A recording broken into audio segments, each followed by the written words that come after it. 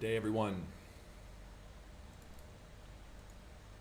As always, just going to share out the link here.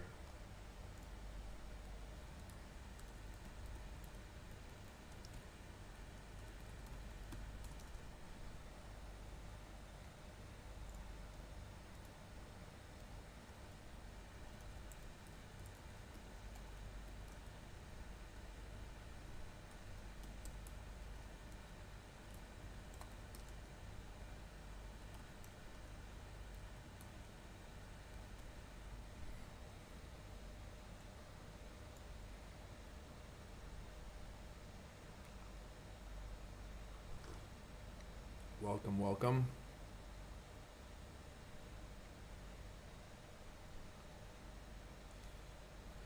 All right. We're going to look at a bunch of stuff today. We're going to keep it pretty chill. Just going to kind of work through my thoughts, maybe come up with some new perspectives, look at some old analysis, look at some new ideas, clear the charts. Look at Bitcoin, look at some alts. I think we're at a critical moment here. Give everyone a couple minutes to join the live stream though, before we get started.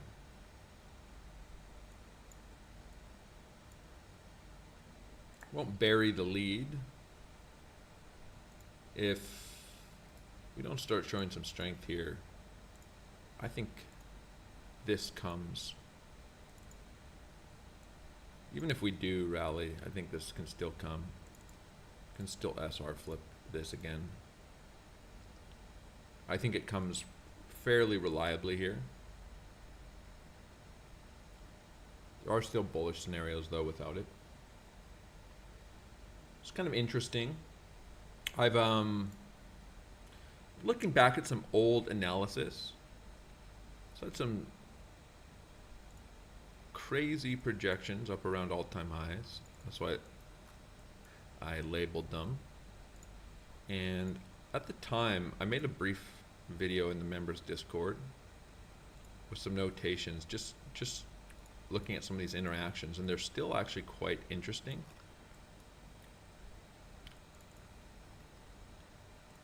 And I want to take a look at some of those. Like I said, just giving people 1 or 2 minutes to get in here, and then we'll get started. But what we're going to start off looking at is these. So this is just back in January on all-time highs. I was looking for more like 114K, but all of the basic ideas here still make sense. I just made a brief video at the time, just pointing out all the intersections that get created down here around 66, 64K. If we reject up around, I had around 114K. There were some nice intersections around there with some fibs, and all of this kind of ensuing price action, all of these crazy interactions that start developing on the charts. So that's what we're going to be taking a look at first. So anyways, we have, I'm not going to talk too much about the fact that if we bounce from here and essentially rally up into some of these fib extensions around 115K, 160K, 150K, all of these become major levels. What I want to do is I'm gonna erase this analysis for now, or hide it, and just going to put up some of the notations here. So the idea, you know, at the time for this kind of correction was run all this liquidity, run the highs. I was looking for a little higher there, but we didn't get it. And come down for some kind of expanded correction here. And it's kind of interesting. So here, from a timing perspective, we have this log scale channel, or log scale GP, and the point of control of our old range. So that's just where the price at which the most volume was traded. we've certainly had some nice bounces off of retests of old POCs in the past. And we also have our non-log trend line there. We can just circle the timing here because that trend line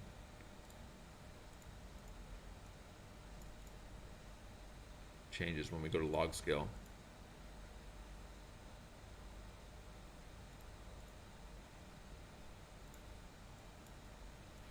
So right here, we have our point of control, the GP of the move. We take this pivot low of this impulse, and here circled is our non-log trend line. The timing there is quite interesting. Need a fairly quick move down. We would need this to get quite bearish.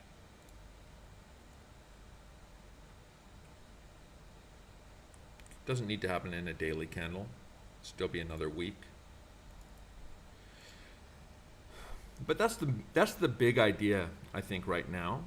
And I think if we lose that, I mean, it's hard to say, like, if this just breaks down, of course you can bounce from anywhere, but it's hard to say that we're not heading towards 50K. But I think all of the bullish ideas are still intact off of this level. Now, of course, if that happens,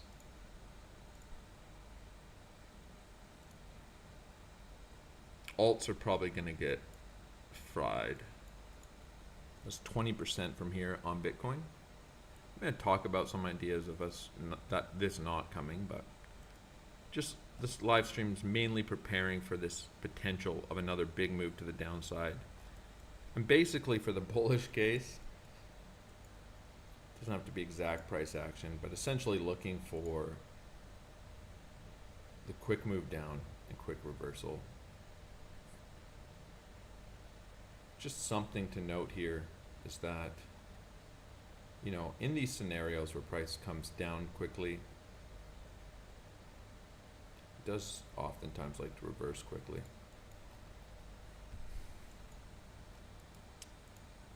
This probably looks more like this in the bullish cases.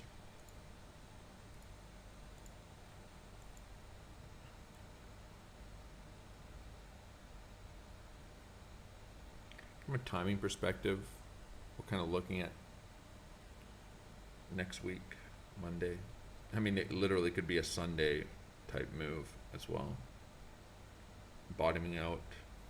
I know that, you know, maybe it's that crypto conference. It's a region here for sure. All right, so those are that's the main idea on Bitcoin, I think. I'm gonna read chat a little bit, and I'm just gonna give this a little bit of time and just see, you know, what ideas people are looking at, what levels. I mean, I think it's obviously these lows at 50K for the more bearish scenario.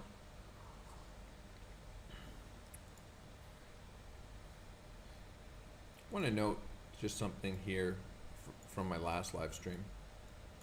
Somebody asked me in the chat, because I was interested in taking this long,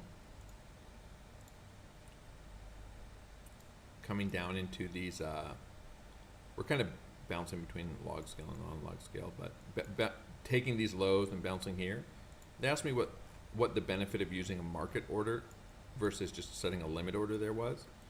And I basically said it just gives you the opportunity to see what happens here. So in this case, just no long trigger, which is like even on the 1 minute time frame, you have an interesting idea of coming down into some of this structure and then showing some strength and reclaiming the level.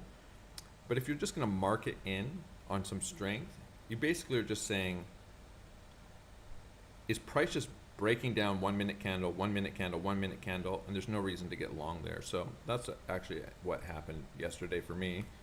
There's no reason to get long there. I want to share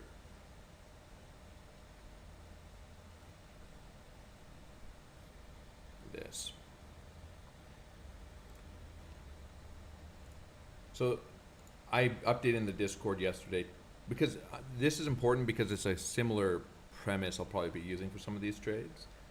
Although maybe the time frame will be a little different. So I update TLDR of the live stream, trying again at these lows. If we come down to that trend line bounce, this price came, I said waiting for a reclaim on a trigger. Trend line tapped. If reclaim from here, will long. No long trigger above. Incredibly, I said incredibly we might be trading straight back down into our impulse lows. And for me, same idea here. Come take these lows and would be willing to long on a reclaim. And if we don't, looking for the level we're talking about today.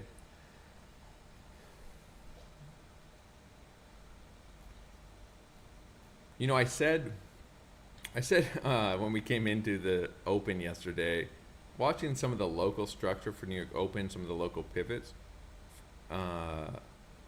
but as far as long setups go, I believe it's possible to just retrace the entire Sunday pump. I certainly believe it was possible, but kind of a little surprised, frankly, to see it happen in one daily candle. All right, back to the charts here.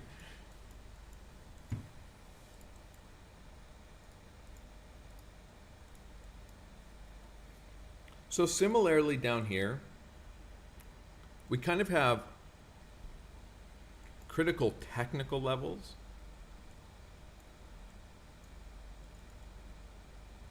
But we have this nice pivot low. Like if price comes down into this level, you basically are saying here's a region here, a pretty tight region, probably going to run this daily low in these scenarios. But if price just breaks that low, we have another daily low, maybe sweep that and reclaim it. But price can't get back above this, and it's just breaking these lows down. There's really no reason to get long in my view. So I'm gonna probably be using a similar trigger around that daily low.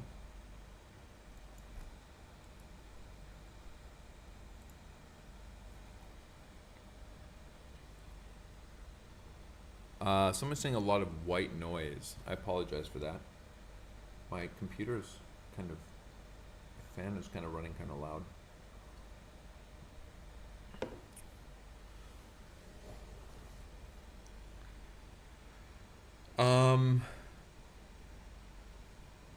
Someone says not interested at 74K for a nice bounce before 65, 66K. I'm not talking about intermediary levels here. I'm talking about swing setups. Like there's a big difference between a nice local trade setup, like for example, let's just say we flip all of this, can't get back above, we reject, and we start forming some local structure here. There's probably setups in there.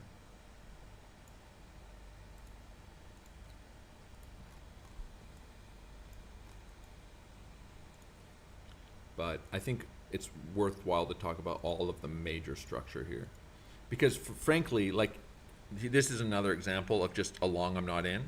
I was interested in longing, taking these lows and reclaiming this Sunday pivot, but there's no, it's not to say there wasn't a long setup here, you know, and traded into some kind of reaction and maybe a retest and back up to the local highs, but this doesn't look like a very bullish a very bullish price action right now.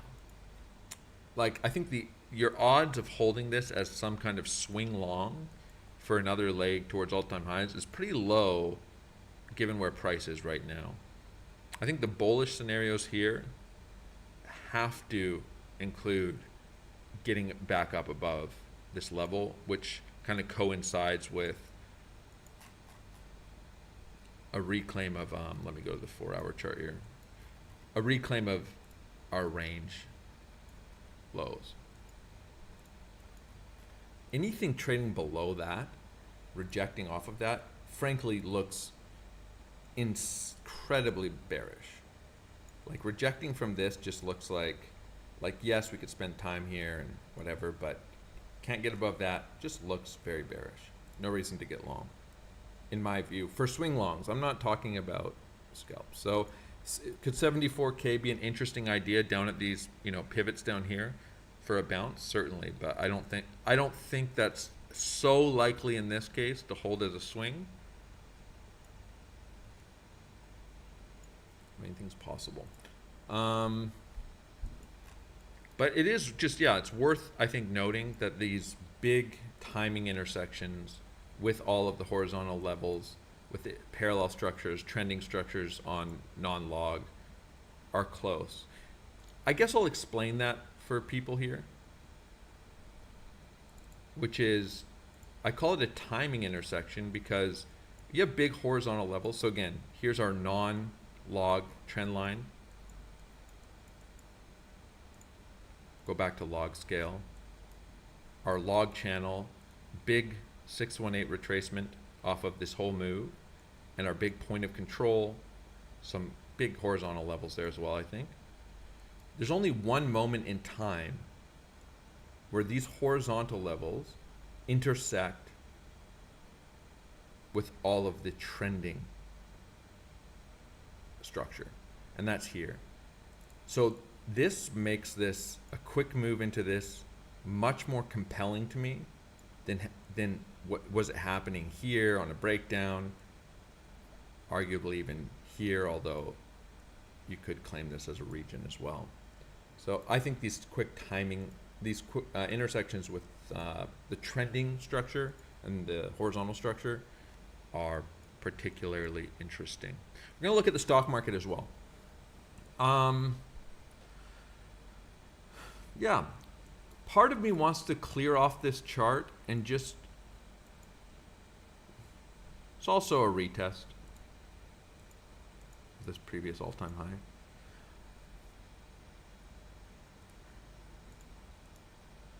It is interesting to see, like, even now, so the only case to be made about this is we put in our low, have something really nasty and bearish happen, start showing some strength, reclaim this. It's interesting to see how bearish everybody is. And you know, like, part of me wants to think like everybody's going to want to long something like this, but I think a lot of people's mentality right now is going to from quite bullish to quite bearish. I think a lot of people are going to be scared as hell to long something like this. It's kind of interesting here because I think a lot of people are probably scared to long, but frankly, the structurally this looks pretty bad. So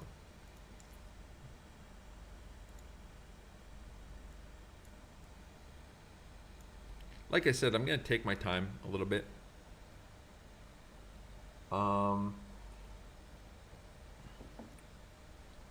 Does 70 to 72K hold any significance? Monitor highlighted that region as potential bullish reversal point. Well, it holds significance because we're kind of retesting all of these highs. I know he uses some different ideas than I do and takes some pivot lows. But for me, I mean, there's can be a bias here because I like these trending intersections so much, and I like all these key fibs, I like these big point of controls. I've had this level literally on my chart from up here as a major idea. And so, but for me, it's kind of like this void here. This void is what I want. This void in structure, just straight up impulse, all of our pivot lows down here, all of the significant ones that are, you know, you could claim these are some as well. In these cases, I like price to just retrace the entire void. I mean, it is actually what just happened here. We broke it down, but you have no structure here. You can put in a higher low, there's some ideas, but you're not so surprised to just see price retrace that entire impulse.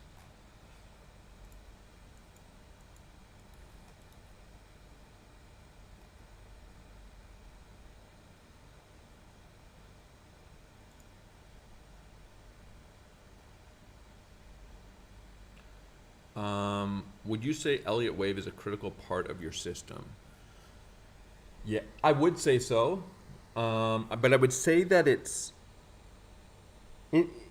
not even that it's subjective. There's just so many variables with Elliott wave. I like to use a lot of other premises for my trade execution entries, but I think for broader structure and targets, I think Elliott wave is incredibly useful.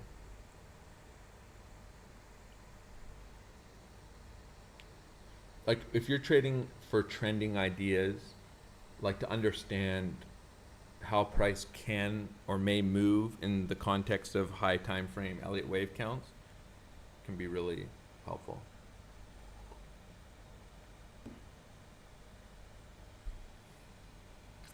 Next question was, or next comment was, I find Elliott wave to be fugazi besides high time frame, but those that have mastered it seem to be some of the best traders in the game. It's not. I don't think it's fugazi. It's just so.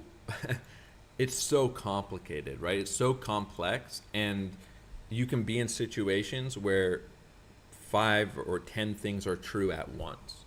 There's bearish, bullish. There's so many different variables.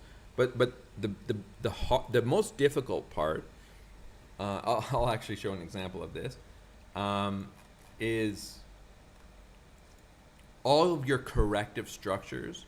There's so many possible corrective structures, and you can start forming a corrective structure, but it's a corrective structure within a corrective structure within a corrective structure, and you ultimately have your overriding invalidation for the like bullish side, or the, I mean, it can be bearish as well, but the, like, you know, the simple rules, wave 1, 2, 3, 4 can't cross into wave 1, things like that, the structure of the internal waves. But like, for example, and this is actually not a complete joke, like you could start counting this. Like the absolute most bullish way you could count this is all as a 1, 2, 1, 2, 1, 2, 1, 2, 1, 2. Looking, you know, you're basically looking towards 500K, which is still getting into subwave territory. Subwave, you know, you have 4. These aren't really aligned very well in time.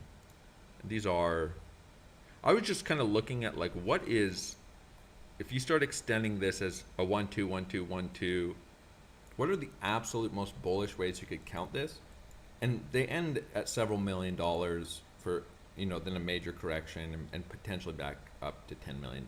And it's not to say that this is likely, but it actually, depending on what happens here, it starts to become more and more likely. And you can start to validate it a little bit. I mean, it's all much higher, that it's more or less likely, but like this is kind of a for fun type thing. I haven't really completed it. Like I have it labeled as needs work, and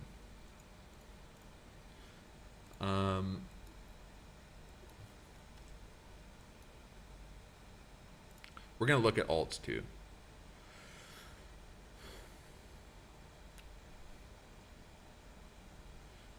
So this is something that I find is true for, like for me, you can start getting into like really complicated ideas here, and there's probably many ways to start counting this, and then you can use some of the guidelines to say like, okay, well, for it to be this count, that's a rare exception, or for this or this internal thing here, if this is the count, then it would have to be this, which is another rare exception. So I think I'm going to go with this idea instead because it's less rare exceptions. But I find typically, even this probably controversial in the Elliott wave community, I find typically, except the rare exceptions. So I say I'd rather think of the ideas that allow for some of the rare exceptions if all the major structural ideas make more sense. Like it's sort of like it's not that it's impossible, but I downgrade the ideas of not taking these lows as like the primary ideas for me, just because it looks ridiculous not to take these lows, even if it requires some rare variations of counts to get down here. I weight the probabilities of taking these lows higher, and that's not based on Elliott wave, but they still allow for some Elliott wave counts and ideas. That's kind of how I look at it. So I don't think you need Elliott waves to trade, by the way. There are, I would say the majority of profitable traders do not use Elliott wave. I mean, that's just almost certainly a fact, because it's very difficult to use. It's very difficult to use. And if they do, they probably are utilizing other ideas in their trading. I would say it's not worth going down the road. As a new trader, don't even think about Elliott wave. I mean, you can think about it if you find it kind of interesting, but don't try to trade off of it. It can take years and years and years to learn. And there's way more high impact ideas that you can learn as a new trader.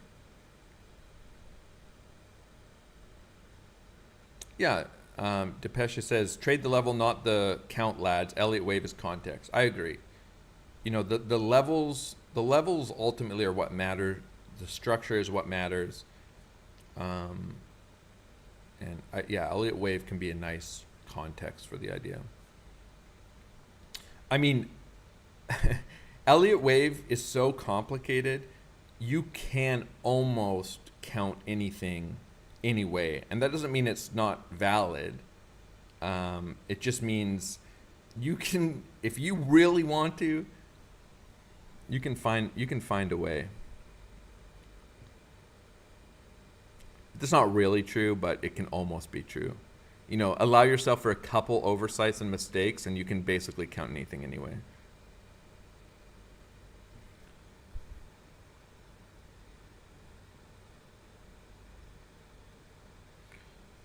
There are some big. I mean, the big trader, Paul Tudor Jones, has made billions and billions of dollars. I think still manages $10 billion plus. He says Elliott wave's a big part of how he trades, the concepts in Elliott wave. But he talks about it too as though it's like a guiding context, and the principles in Elliott wave. And he speaks quite highly of Prechter, and you know, someone saying you can't trade off of Elliott wave. You certainly can.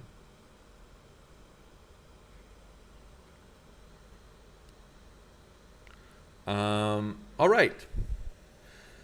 Let's move on.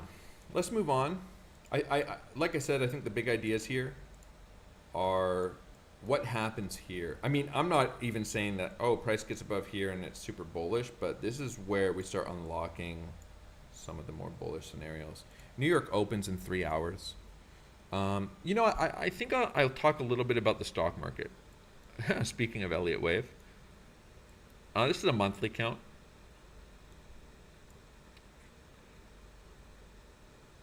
You can't help but think it's over.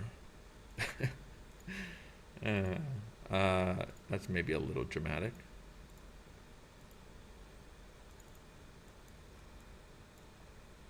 There's so many, from an Elliott wave perspective, targets up here. And we're talking like 100-year culmination of counts, in my view, that like this speaks to like something quite bearish coming here. You know, I'll say this.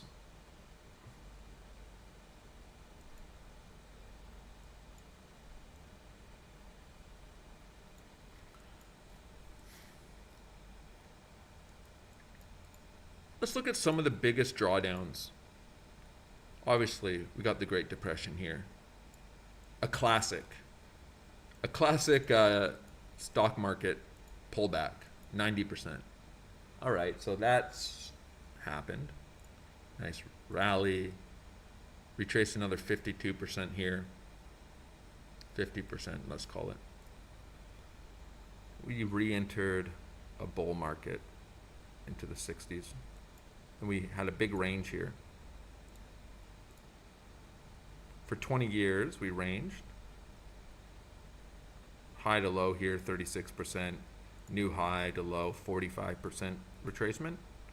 Ranged a little more, broke out of the range. Rally into the 2000s. 38%. 55% in 08.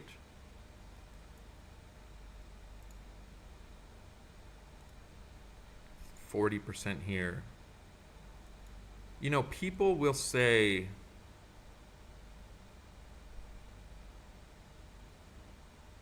that this is crazy. Especially, you know, we have the Trump term. A lot of people are bullish. Republicans are in charge of the stock market now. It's up forever. But what's going to happen here? I mean, this is crazy, but this isn't? Like, what, are we just, is the stock market just going to double again?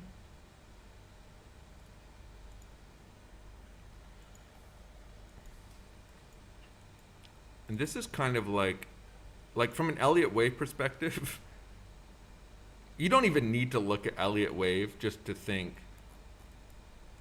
like, oh, maybe a correction, right? The question is, people,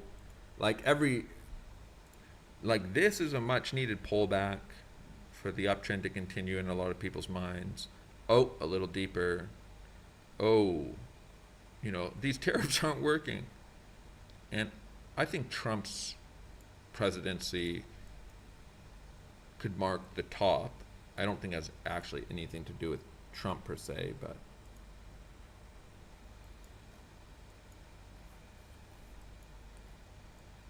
again, this is the monthly chart.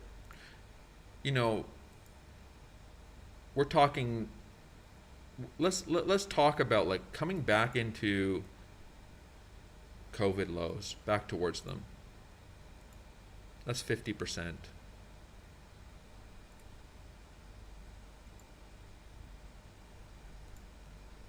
I think that's impossible to a lot of people. I don't agree.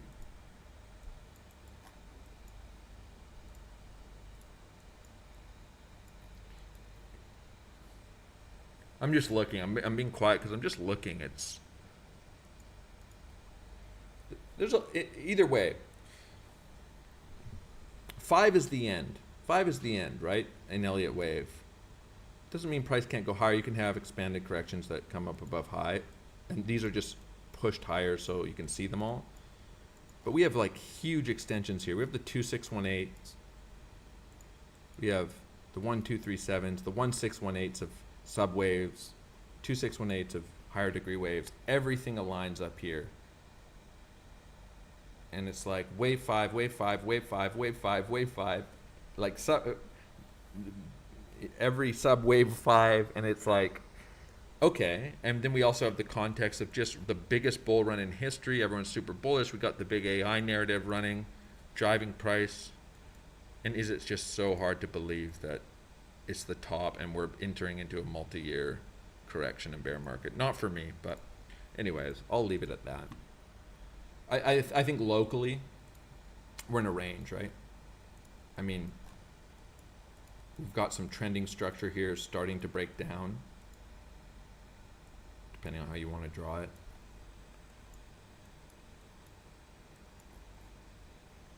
We can go to the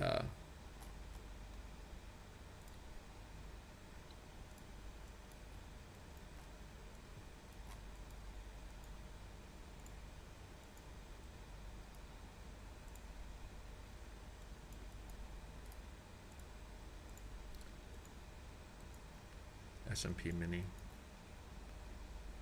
Range low is about to be tested.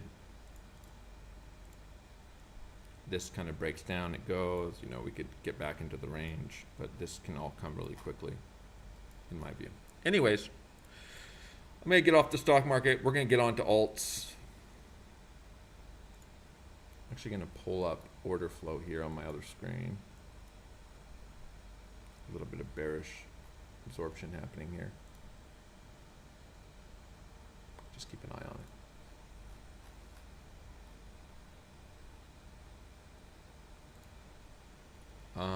Before I move on, I'll just read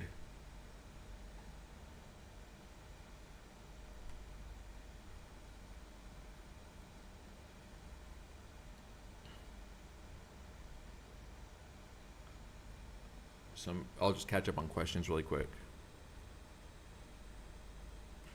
Let's go scroll up.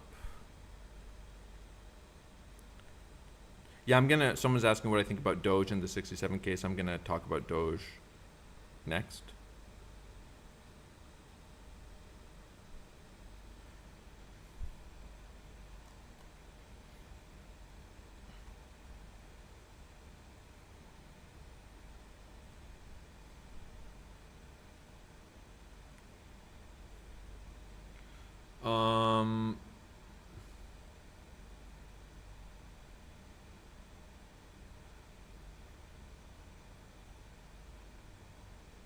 Already covered that. Sorry guys, just trying to read through the comments really quickly. There's like 30 of them before I move on. Elliot's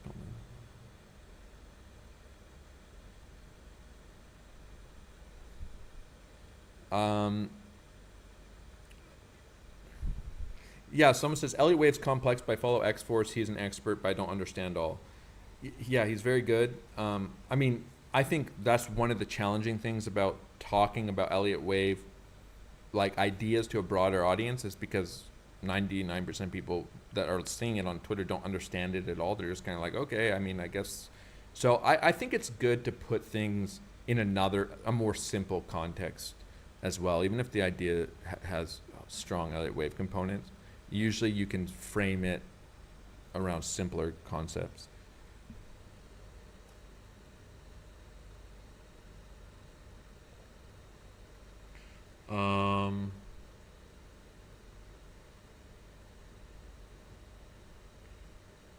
Someone says maybe another 20-year range incoming, no joke. Yeah, I literally think we could be like in a 10-year bear market range, go sideways, make new lows, or make major lows.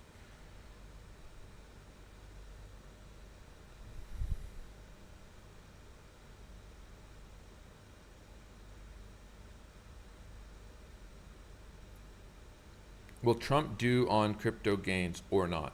I don't know.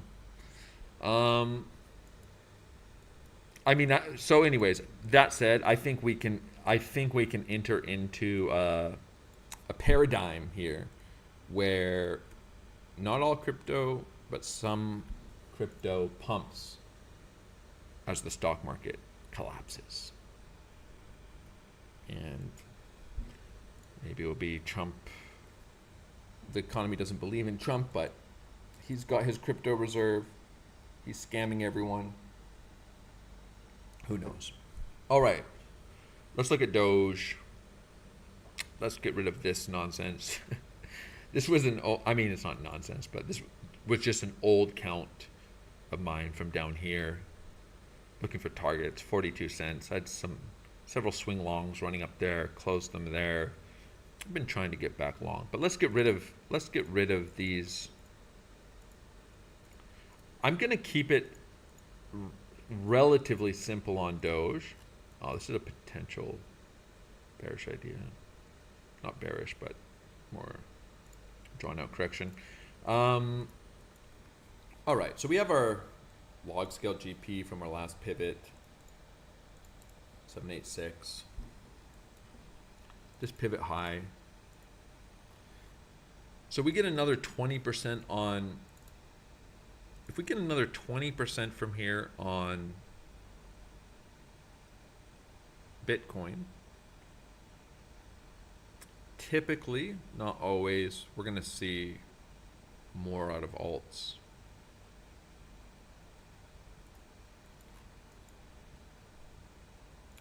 We have our,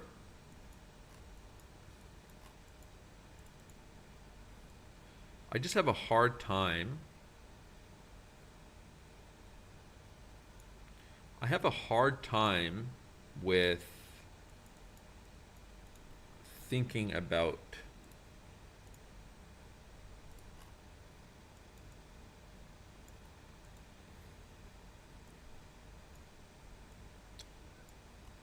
this on Doge, but I think it's probably the reality that if we get that 20%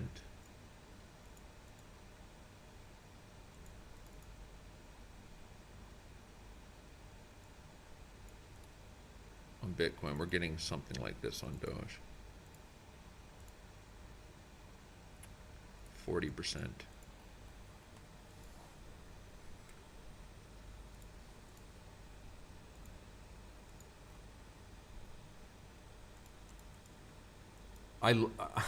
Yeah, the thing is, I kind of like, I don't mind some of this. So, you know, from here, we kind of have our 786. We have some major fib levels aligning here. We have our 786 from this pivot, our major 618 right aligned. So major low to major high, 618, 786 from here. We have some trending structure down in this region on log scale. And here we have like an SR flip, basically. This looks, we have our 618 from this pivot log scale. Retest some horizontal ideas, but reality is,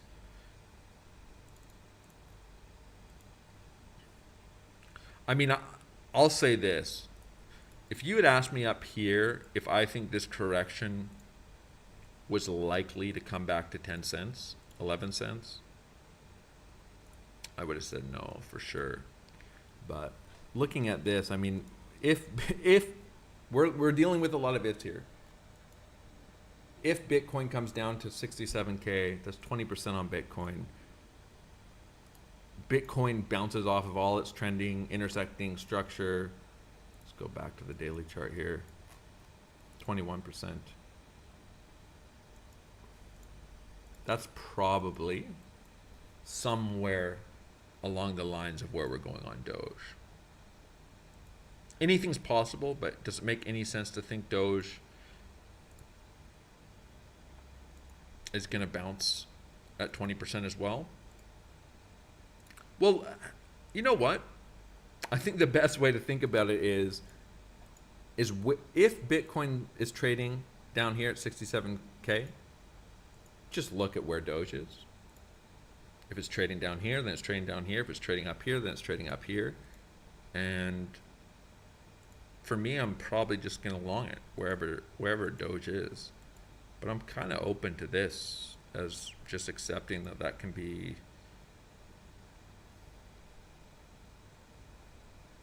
coming.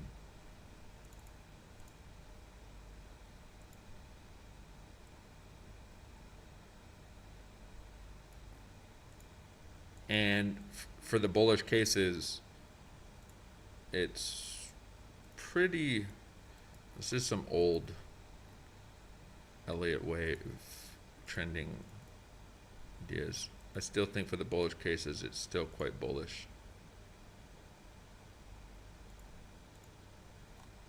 Ooh, I forgot about this.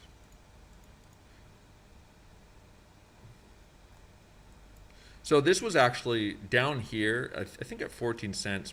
One of the reasons, you know, my target was 42 cents for Doge is we had a bit of a region up here with all of our extensions, our 786, take some local highs, and that's what I was targeting for another correction to the downside. And this potential parallel structure, which we did run through a little bit.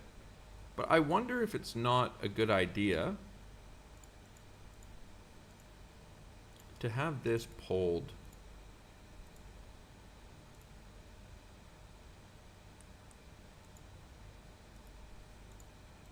as well.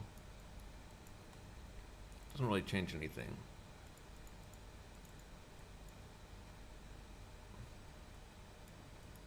Changes the trajectory of this trend line a little bit.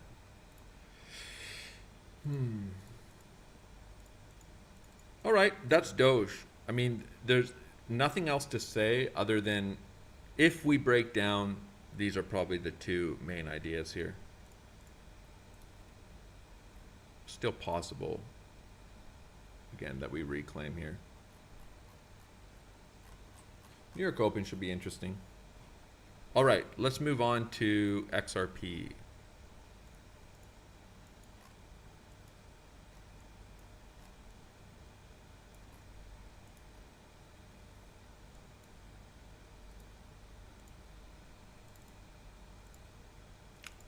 Again, I'm still operating from the more bullish ideas, where these longs towards all-time highs and beyond. $5, $8 on XRP. I think there's cases where XRP doesn't even take these lows, but or we get an equal retracement.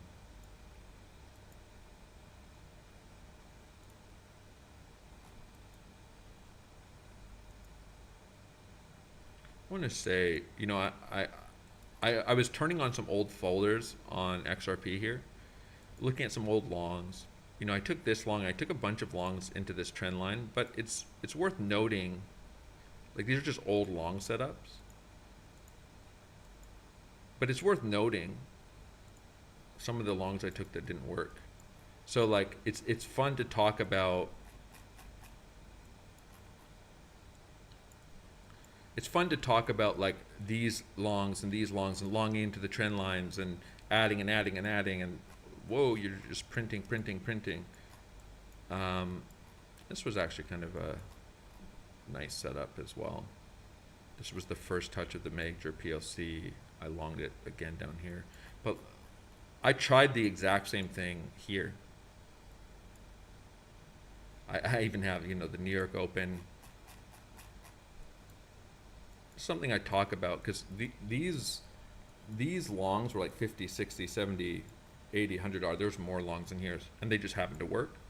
I literally was trading the same premise,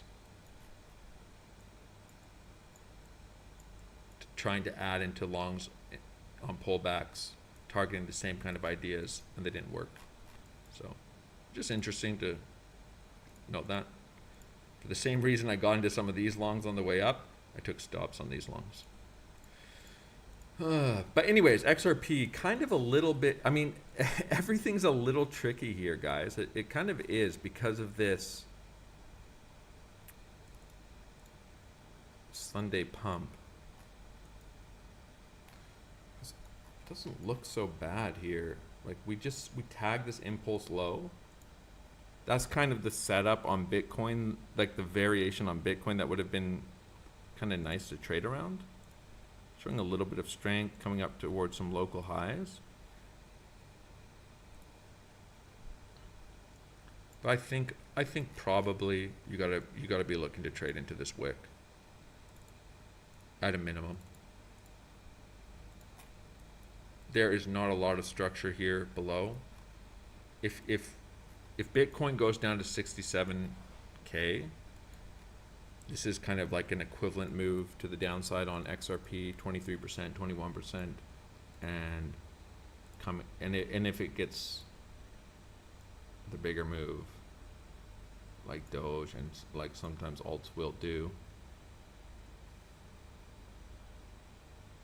probably just need to be looking at these lows as coming.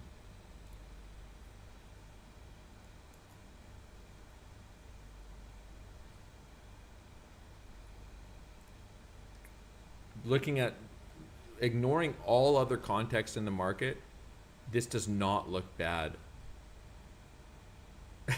to trade around something like this on XRP.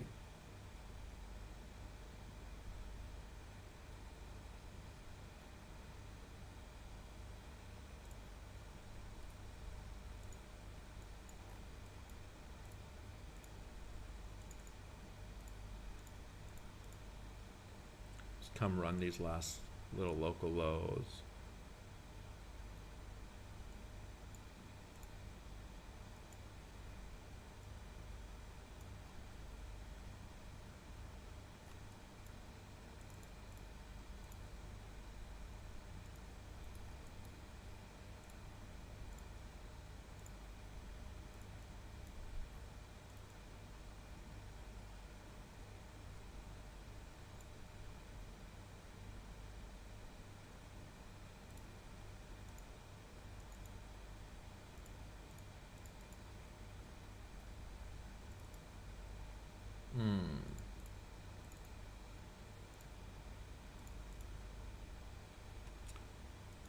Rejecting from the point of control locally here right now, actually.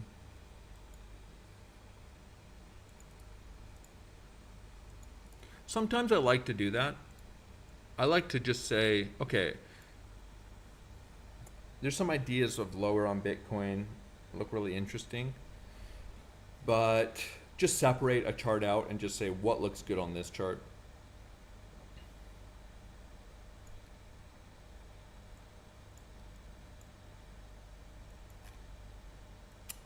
But yeah, probably these lows or these lows. 63K comes. I think all this structure is actually internally quite interesting on XRP. Testing big resistance locally right now. Quite a well-defined PLC, rejecting off of it multiple times.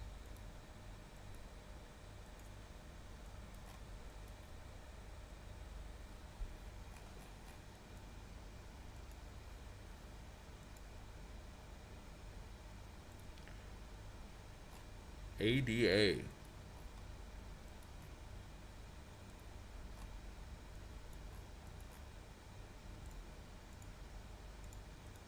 %100 rally from the lows.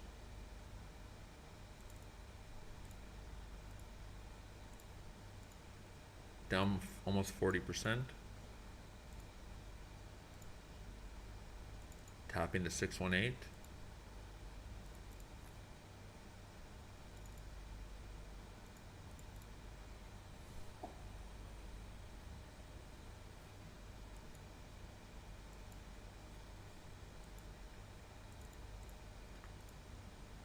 Alts don't look so bad. They don't look nearly as bad as Bitcoin. It's kind of interesting.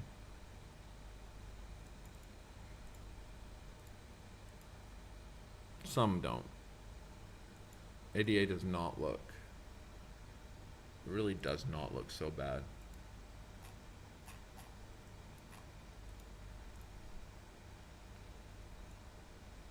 Looks a lot worse if this flips. I think, again, probably got to keep it relatively simple on ADA. What's kind of interesting is 40%, 67K on Bitcoin. You're probably, you'd be looking for this to break down. So in the bearish case, where Bitcoin doesn't show any strength, doesn't reclaim any levels, ADA does not hold up this structure and flips it, and you're probably just trading back into these lows. It's another 40% to the downside, 33%. Take the low, 40%.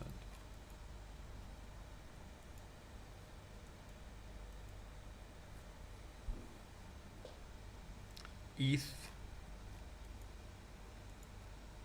Let's run these lows again.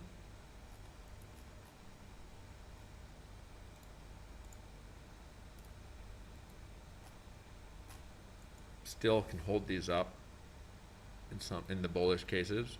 Like the structure here, it's so interesting, like how different the structure here is on ETH than Bitcoin.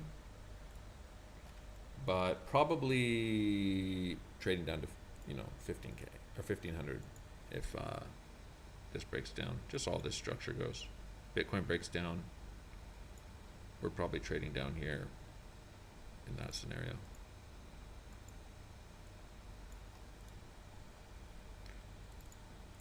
I would just set up longs like that. Again, I'm bullish towards all-time highs and beyond off of a level like this at 66K on Bitcoin.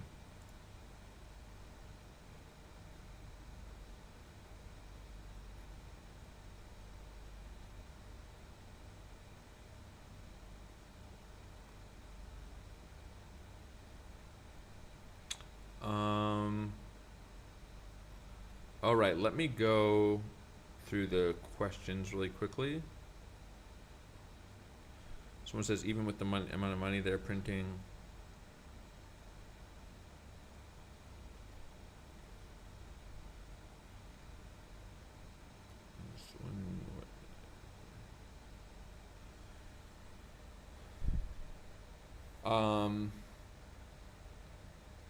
where would a point of interest to get back into the markets be if that correction occurs? I'm gonna I'm gonna play it out. I'll look in a few years if that correction occurs.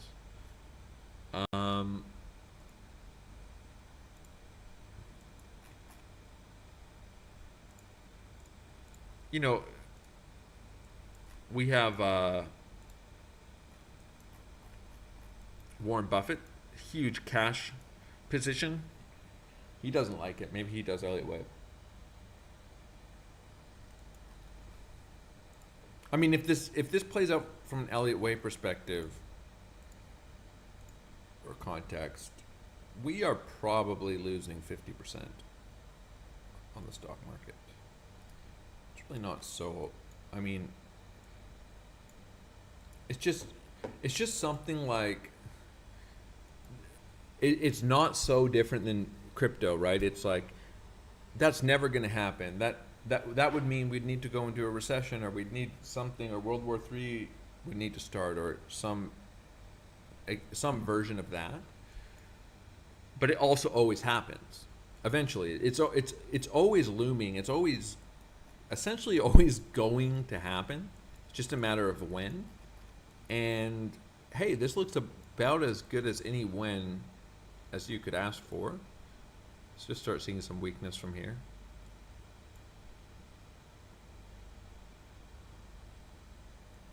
But hey, for all I know, we just start trading up here.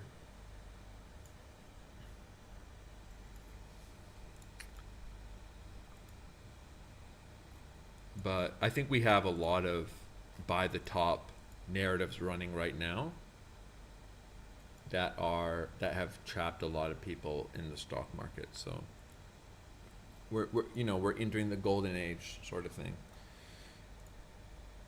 I don't necessarily think that in the near term, next year or two, that has to correlate with crypto.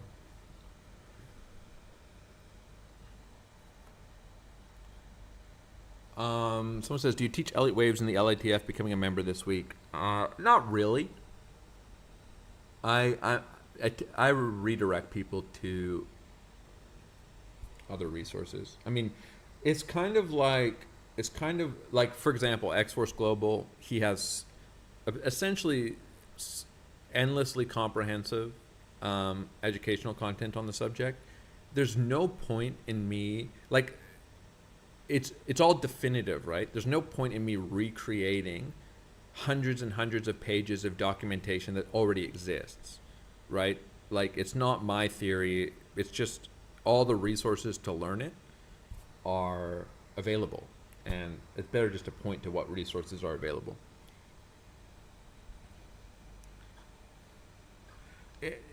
There's no like my take on Elliot Wave type stuff. Do you think there's a chance we're in the roaring 20s again? A few more years without a bigger bear market, but then, yeah, there's a chance anything's possible. I mean, I'm quite interested to see what happens here, even just locally on the stock market. Some questions are good for just Google, by the way, guys.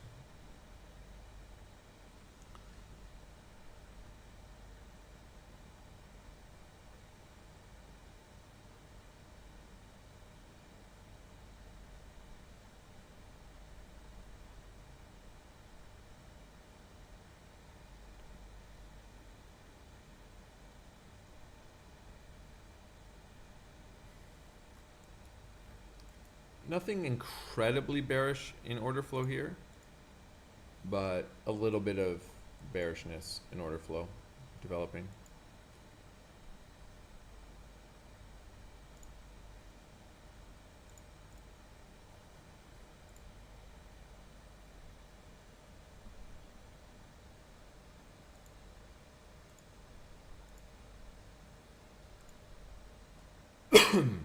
um,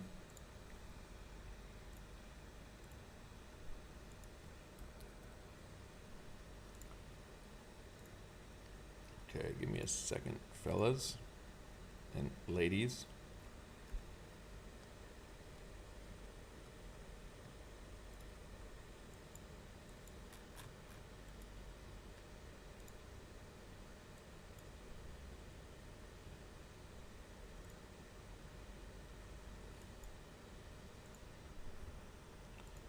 Someone's asking, what about Euro USD?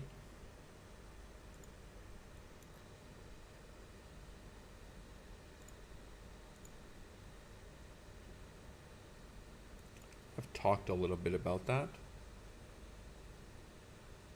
Got a couple charts.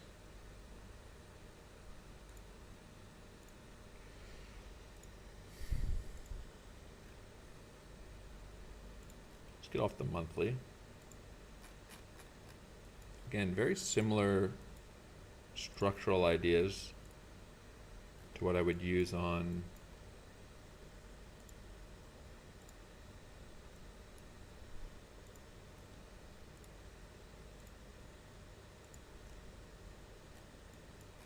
Bitcoin.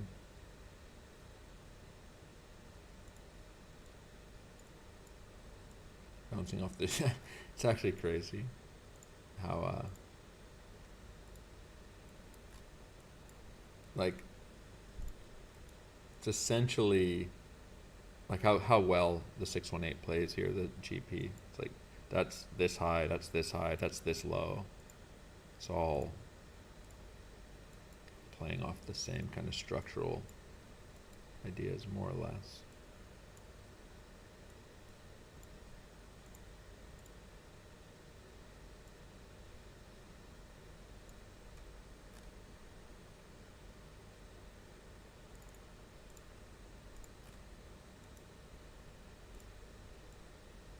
I mean, this kind of gets bullish against the dollar.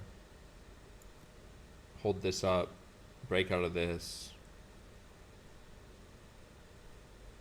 start seeing a much stronger euro.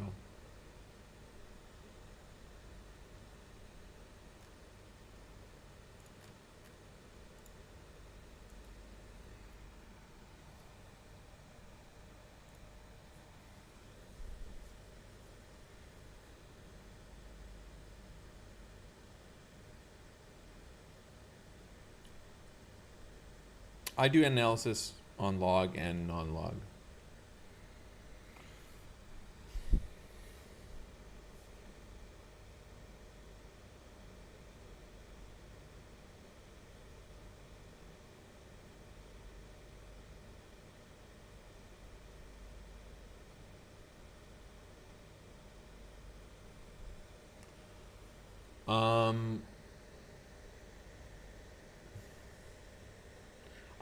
Sometimes I'm just looking for context on non-log and log, and I'm looking, sometimes there's just overlapping confluence, always nice to have. Like the trend angle on one is the channel on the other, is the 618 on one, is the 786 on another, blah, blah, blah, blah. Just to have, just understand where the chart is in that sense.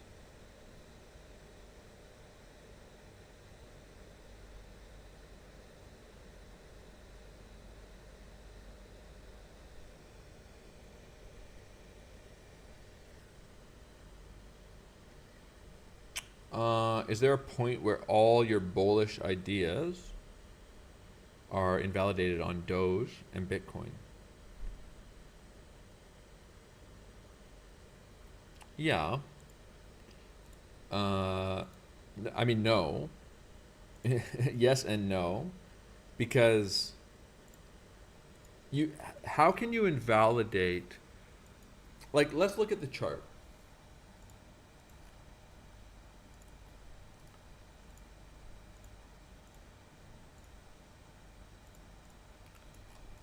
you form an idea, right? This is kind of a bullish idea.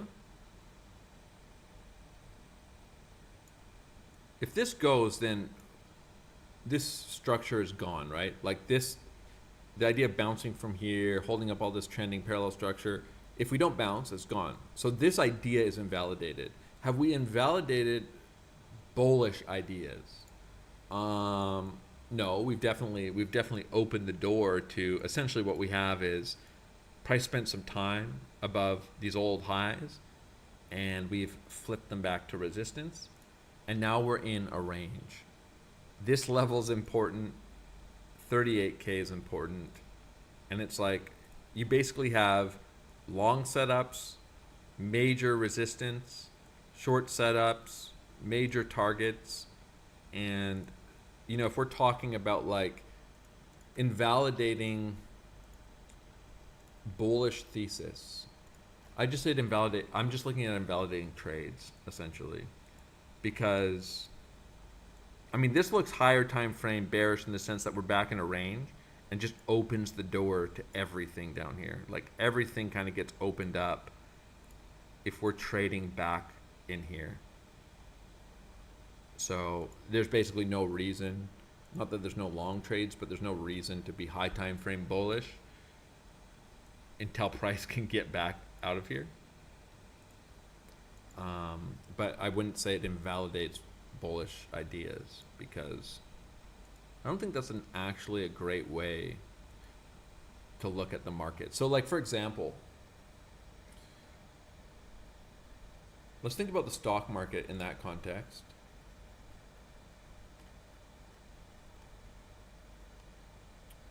This is a really hard way to think about the market, like really hard.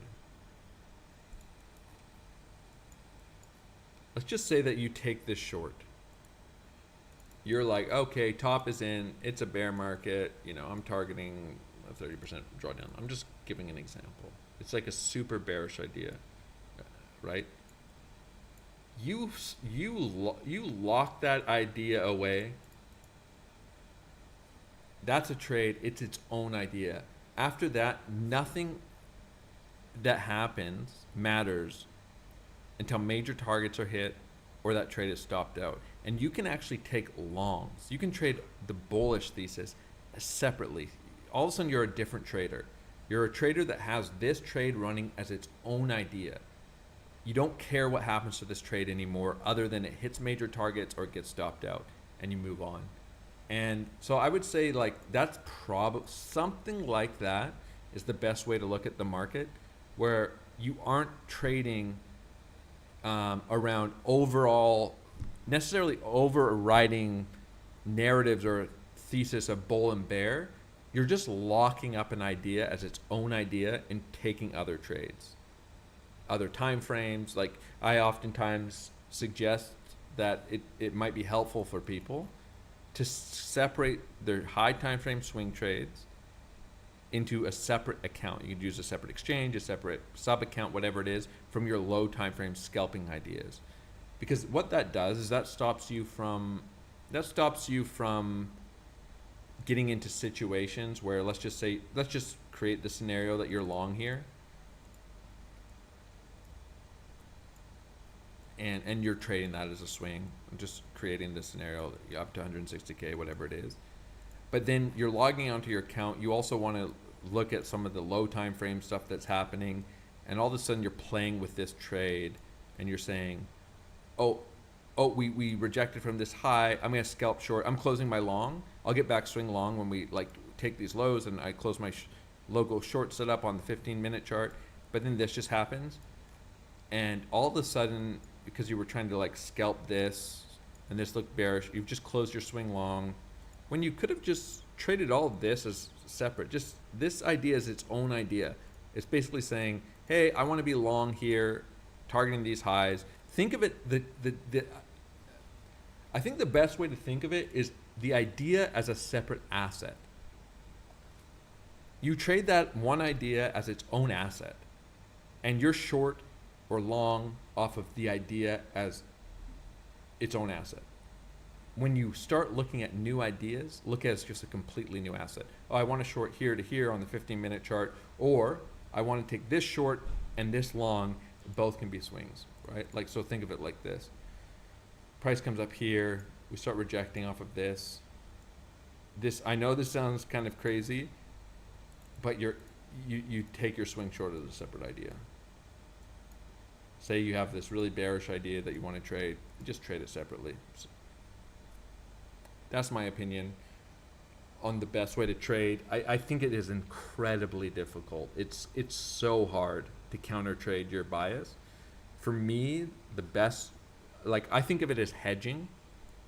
I think the best way to do it in crypto is just to separate it into different coins as well. You can actually, because it's so correlated, you can actually trade different assets, but they're really correlated to Bitcoin. So for example, the Pepe short I took, I had a kind of an overriding bullish higher time frame ideas on Bitcoin, but I still wanted short exposure. So on Pepe, you know, I'm shorting up here for those reasons. I want some short exposure. I closed here. So it's like I can short Pepe, right? And so if say Bitcoin bounces and Pepe runs down, you know, another 40%, we take this low, which I'd probably a target for Pepe at this point. And then we run up here. Maybe instead of taking the short on Doge, I'm just taking a short on Pepe. It's short on Bitcoin. I'm hedging out my bullish bet on Bitcoin with a short on Pepe.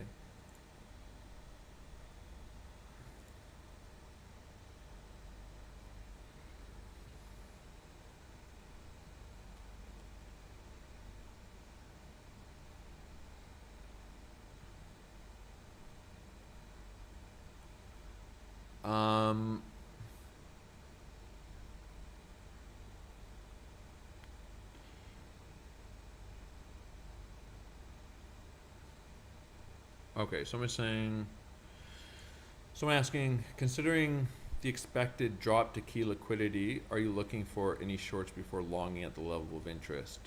I wouldn't call it an expected short or expected drop necessarily, but I would say it looks pretty bearish if we aren't reclaiming these highs. I mean, probably doesn't take too much thought to think about how one could set up a trade there. Basically saying, hey, if we can't reclaim this, you know, you might get stopped out, but you're basically saying if we can't reclaim this, that looks pretty bearish. I'm going to be short until we do. Targeting there, I get 8 to 1 on my short. Give it a little room, get 5 to 1, 6 to 1. A little bit of local bearishness forming an order flow.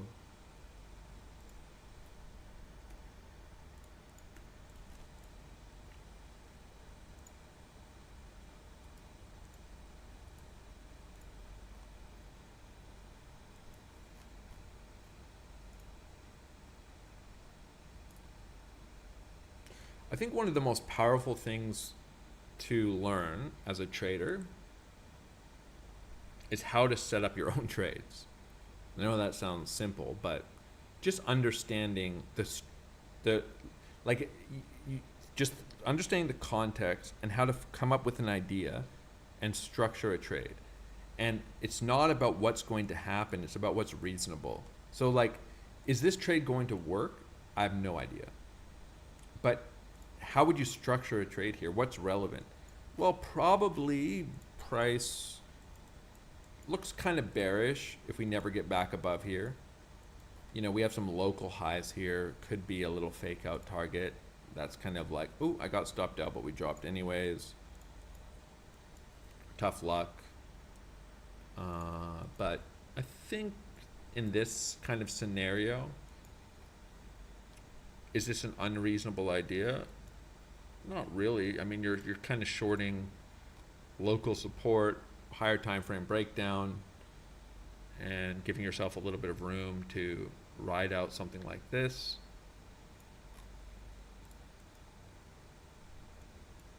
And worst case scenario, you take a stop. I don't think you're probably that reliably getting something like this in the bearish scenarios, but it's possible too.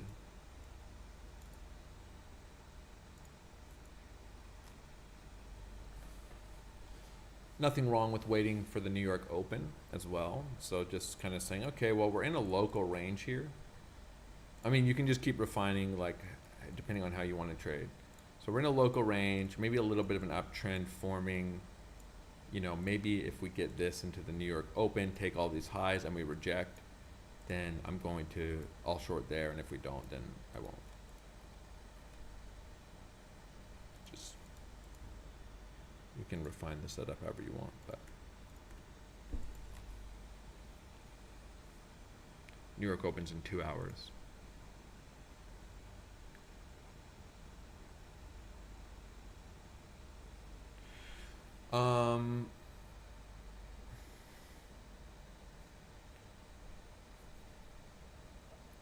Guys, I really don't think it matters, like which coins I'm holding in spot, futures, whatever. It's irrelevant. Someone says, how do you see stock, e.g. SP 500, perform if Bitcoin does one last all-time high? Should also rally? I don't see why. What's the thesis there?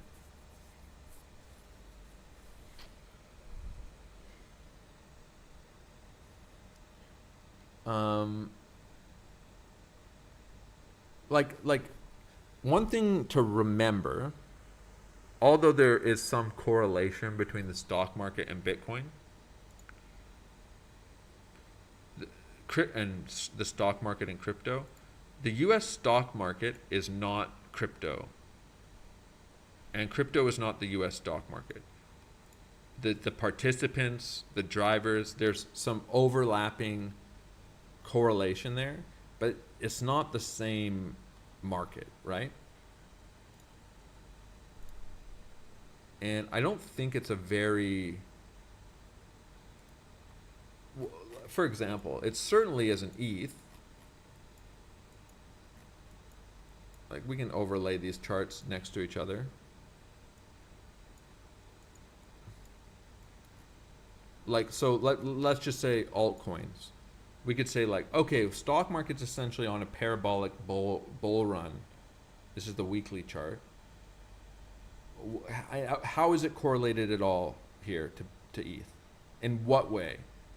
What does that have to do with alts? Probably not a lot. Could we say, like, if we said down here, you know, we're just going to see straight up on the stock market for the next year and a half, we'd say, oh, that's going to be really good for alts, right? Or Bitcoin and alts. Not a lot of correlation there. So alts, I'd say, pretty clear, has nothing to do with each other. Let's go to Bitcoin.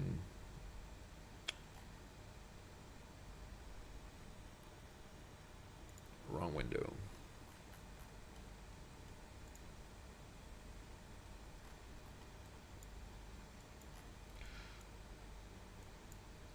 Bitcoin, it's a little bit more correlated. I think where it looks a little more correlated, like where things kind of broke down here.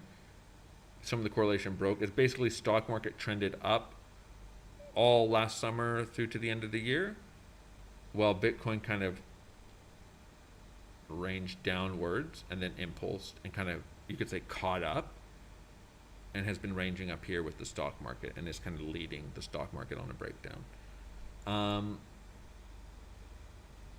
I think I'm going to speculate a lot.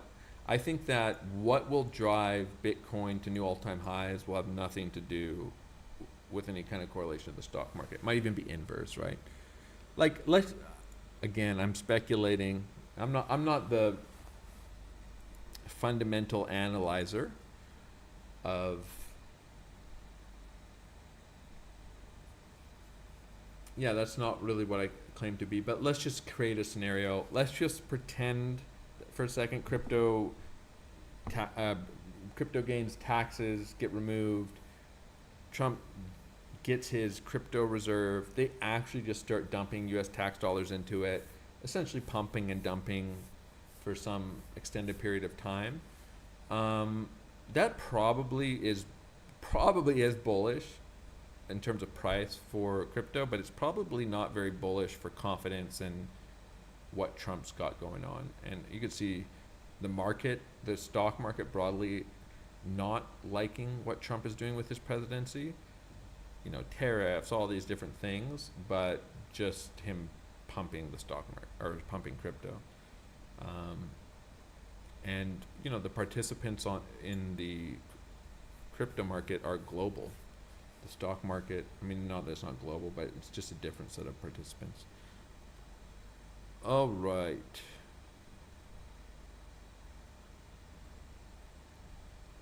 Someone says, what would you do now if you held a big XRP bag in big profits right now? So I'm assuming you just bought much lower, it's much higher. I mean, it just depends on your thesis. I still think higher is likely on XRP, even if lower comes first. And if you're wrong, then you're going to round trip big profits. Could always take profits and look to get back in somewhere on some strength or retest of support.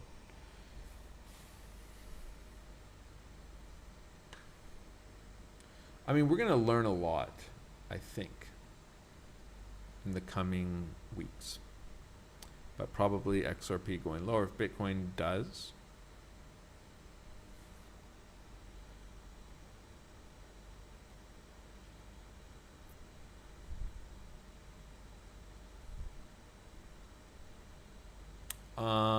Do I ever use order flow and liquidation heat maps in your trade decisions? Yes. I look at order flow. I look at CBD and what's going on here. Liquidation heat maps, no, I don't really look at them. As far as I'm aware, most of those liquidation softwares are there's estimates, and you essentially can just guess, right?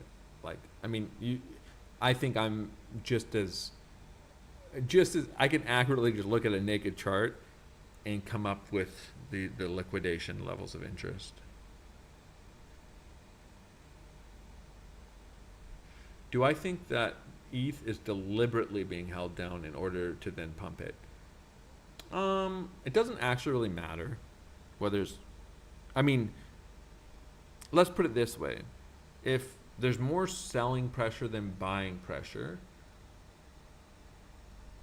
it's deliberate. I mean, unless whatever's, like, price is moving with people buying and selling, right? If people market buy, limit buy, and then they set stop losses and all their stops get liquidated, unless they put their stops there by accident, they deliberately sold. If people are market selling for whatever their reason is, they're deliberately selling, right? So it's deliberate. Price is being held down deliberately in that sense. And anyone selling is essentially participating, unless it's by accident. Is it a grand conspiracy? It doesn't really matter, right? It really doesn't.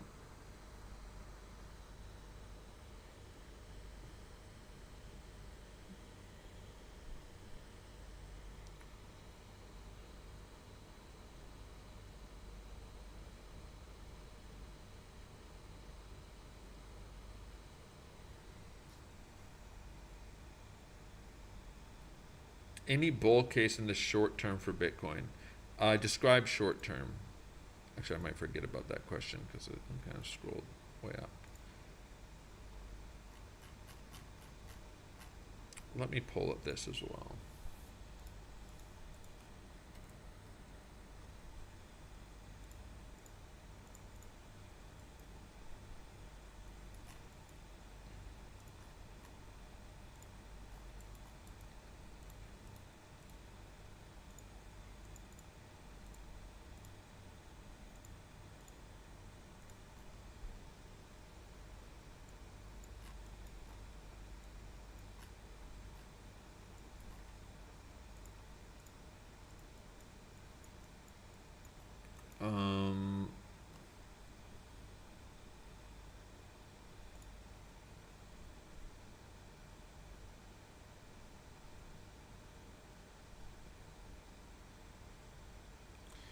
Uh, Here's a better question. Sorry, just to come back to your question of do I think ETH is deliberately being held down? Uh, I think the better way to answer that would just be that do do entities deliberately drive price down to fill more positions to take some of that liquidity? Yeah, that happens. Was it happening with ETH? There's no way to know, right? What's happening?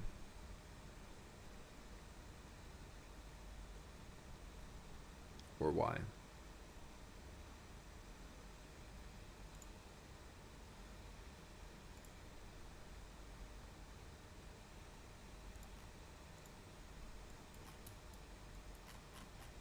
Worth noting, S&P futures kind of bearish right now.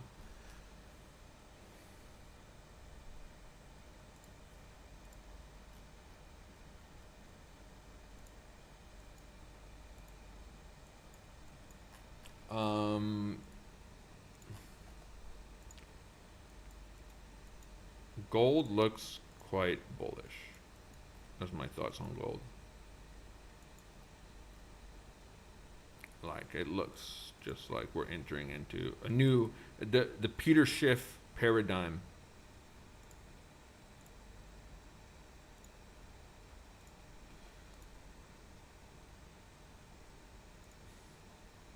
I had ideas from way back when, early on, end of 2019 through 2020, all this bullish targeting up into this channel.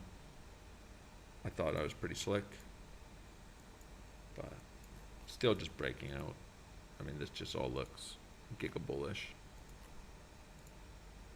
What is there really to say? Price going straight up in price discovery. I mean, until some weakness forms structurally, gold has a long ways to go potentially.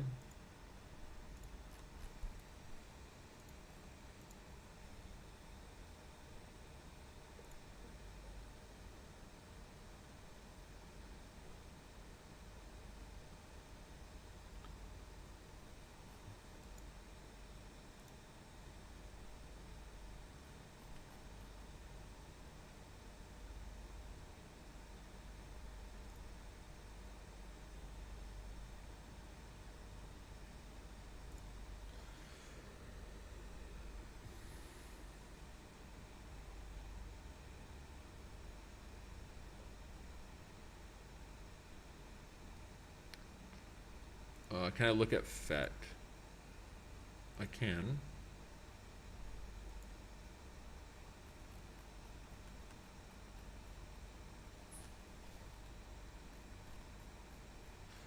A, B, C, D, E, F, G.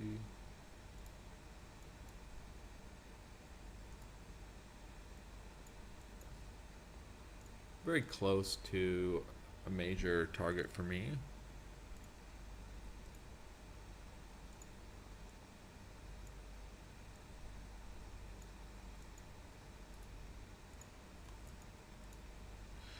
You know what? I'll just say this. This is just something that has to be said to all the dumbasses watching this live stream. Obviously, there were a lot of people long on FET into this pump up here. And the problem is it literally doesn't matter where price goes if you can't take profits. Like, you get a lot of hate on some of the ideas, but it's just like whether or not you take a short from the top and you get a 90% drawdown, whatever it is, like, you got to be looking at something. Like, take some profits. Like, you open up your mind to that. Price is up to 2,000% from this pivot, another 800% from this, and you're saying it's just getting started. It's just getting started. Like, look at just some relevant structure, like any kind of weakness, to say, like, should I just put anything aside? And just so many people don't, and they stop by your comments being like, because I was talking about 50 cents from up here, but they just stop by your comments to be like, it's delusional. It there's no other way to describe it. And I think it. I mean, this is my opinion. I think it applies to the stock market right now too. Um, it's stuff is anecdotal, but people think that Nvidia's going to go up another 10,000%. It's just like, or 1,000%. It's going to $1,000. It's like, wow. Oh my God. I don't know. You just have to accept that, like, this kind of stuff can happen so reliably, and who the fuck cares if you sell something and it goes like this and then it goes like this? Like, if your plan is basically always another 5,000% or nothing, I don't know. Just, to answer your questions, is 20 cents possible? Probably. I'm looking at this level. If this level goes, then these lows. But frankly, though, like, there's going to be so many things to trade up. I might not even care about trading Fed here, but we'll see. Kind of think personally,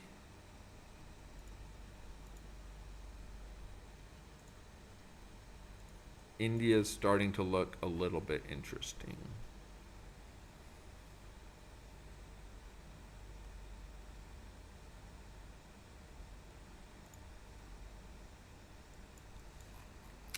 I actually kind of called the top on India, by the way.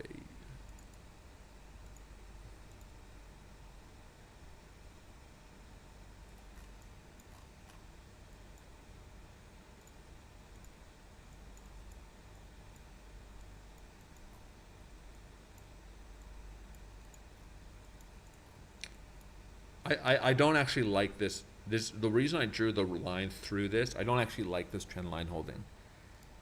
I like some of the trending structure dynamics here, but I like this idea of just running these lows and potentially these lows. I'm going to be keeping an eye on India.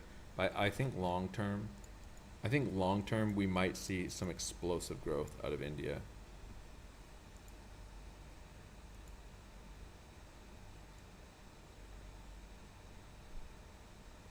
Just waiting a little bit longer.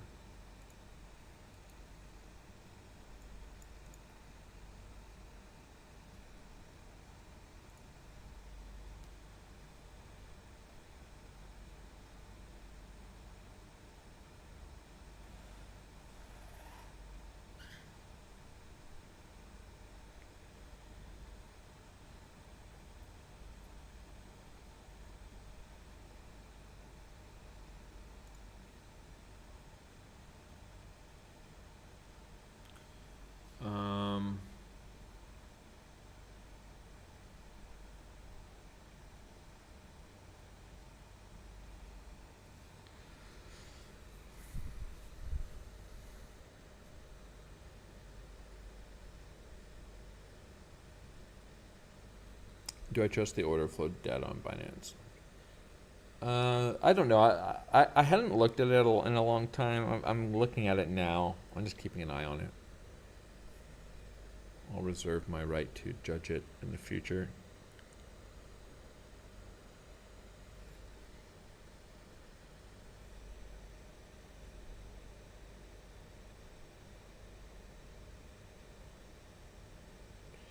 Charlie says, I lost my shirt recently. Oversized, over-leveraged, liquidated. Very poor risk management. At least I've been journaling it. Yeah, I mean, the market has a way of punishing you. Like, it's why I'm always so careful about answering, like, any question along the lines of, if you have a really bullish idea and you're, like, really sure and really confident, you think it's really high probability and super high risk reward and whatever, should you size up a lot into that idea? My answer is typically just no, because that is usually when you're just completely wrong and you get liquidated.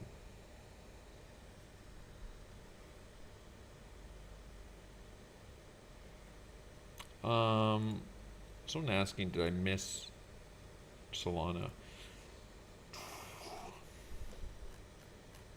No, I haven't covered Sol. I don't know why. I have a little bit of a prejudice against Sol, but for me it's either this, take all these lows. Again, that's another 20% away, so that'd be kind of moving in conjunction with Bitcoin, or take these 40%.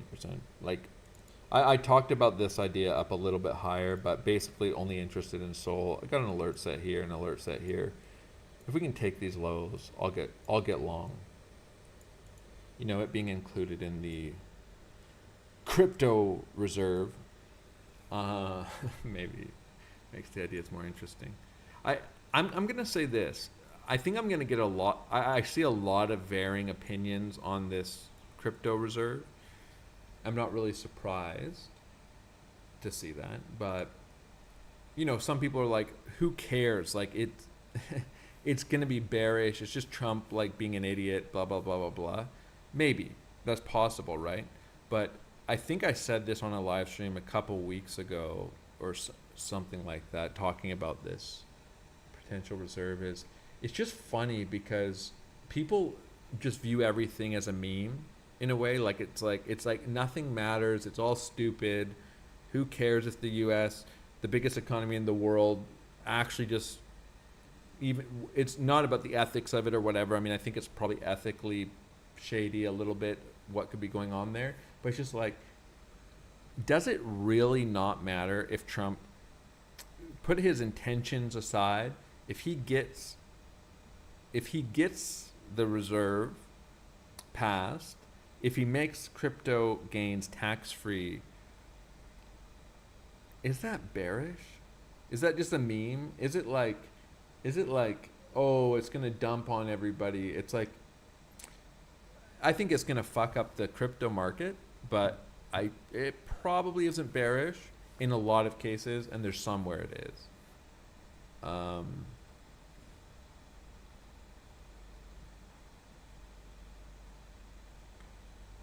Someone said, are we to buy NASDAQ? I'm not interested personally.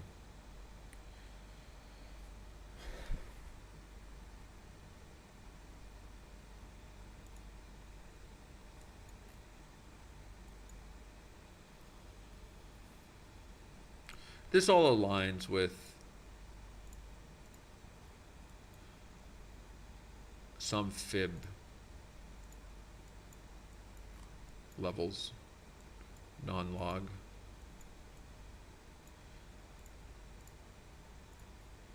You have your GP up in this region, your 786 below.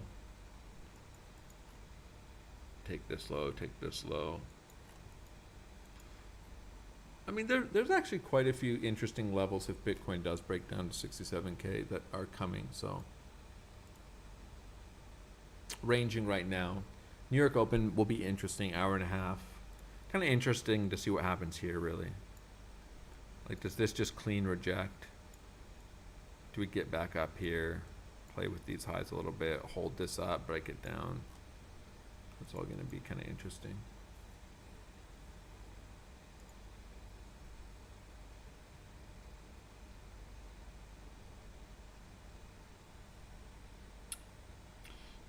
That was kind of the whole point of the live stream, Sid. Sid says, now that most alts are obliterated, which top alts are you interested in entering? Should BTC go lower and bounce, assuming? And short, which alts are looking good structurally to keep an eye on? Thanks. That's what I just covered for an hour.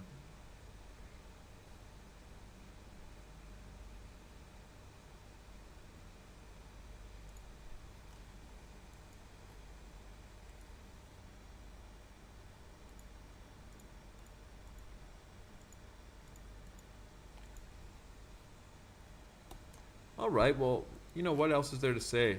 The bullish case here is that we just put in the higher low. We took out the Sunday pump. The bearish case is we can't hold it up.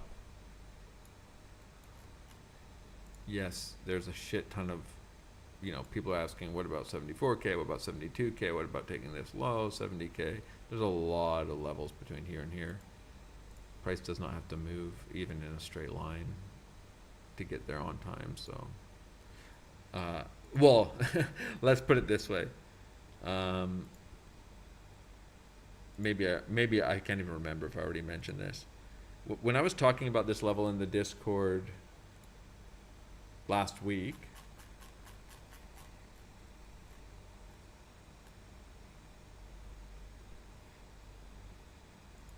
I said,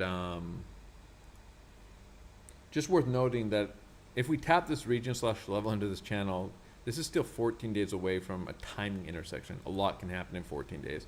This is when we're at a low, and I drew like a little impulse up. At the time, you know, this is towards like 93, 94K. It looks kind of crazy. But then I posted today when I said that when I said down here a lot can happen in 14 days, the market said hold my beer. We just, you know, have our biggest gain and biggest retracement in a single day here. So again, a lot can happen if we're making our way into this kind of timing intersection, and it takes a week. A lot of volatility can take place there.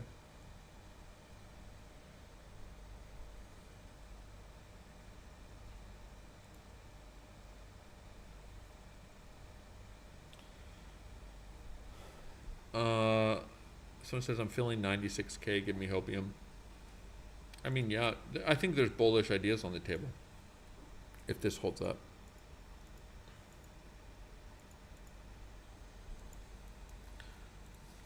You know, this is kind of like really bearish, kind of ambiguous, and might get kind of bullish. Fakes out, holds up.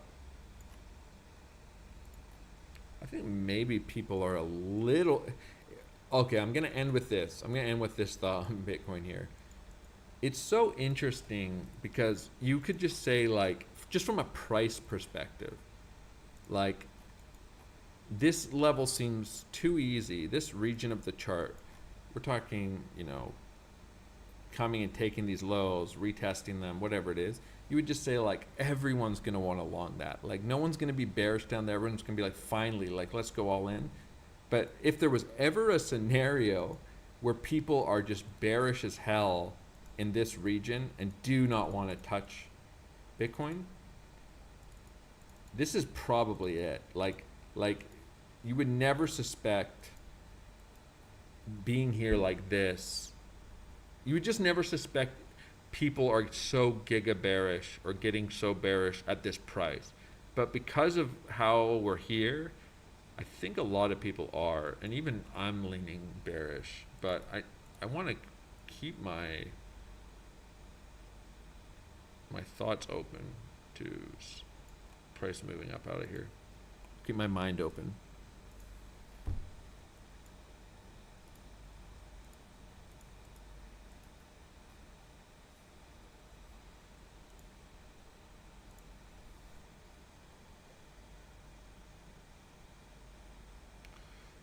I explained the timing intersection idea already, which is just there's horizontal levels, there's trending levels, there's only trending levels change, right? You can't set, like, for example, if you say, oh, I'm going to set a limit order. Let's just use this regular trend line here. You say, I'm going to set a limit order at this trend line. It's like, well, where? Depending on where you set it, it's at a completely different place because it moves in price, right? It has a time component to it. You can't just say, oh, the trend line's at 68K. Well, it's at 68K today or next week, but it's at, you know, 71K here, it's at 75K here. Horizontal levels just stay flat. They're always at the same price. The POC is always here. There's only a couple moments in time where both of those levels intersect, and that's in this region of the chart. So that's kind of the timing. It's where trending structure intersects with horizontal structure.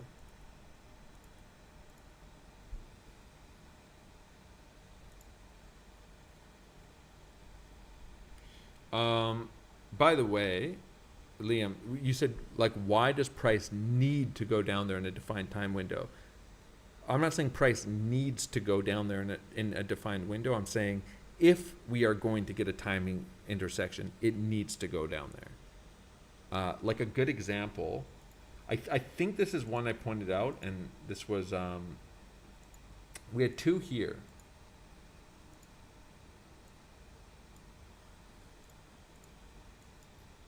But I actually had this level drawn out with this trend line. Basically, you get to a point where unless price moves very quickly to the downside, you aren't taking all of these lows into this trend line. So let me just go, I'm just going to, it's not to say price needs to do it. I'm just going to show this for a point of reference. Give me a 1 second.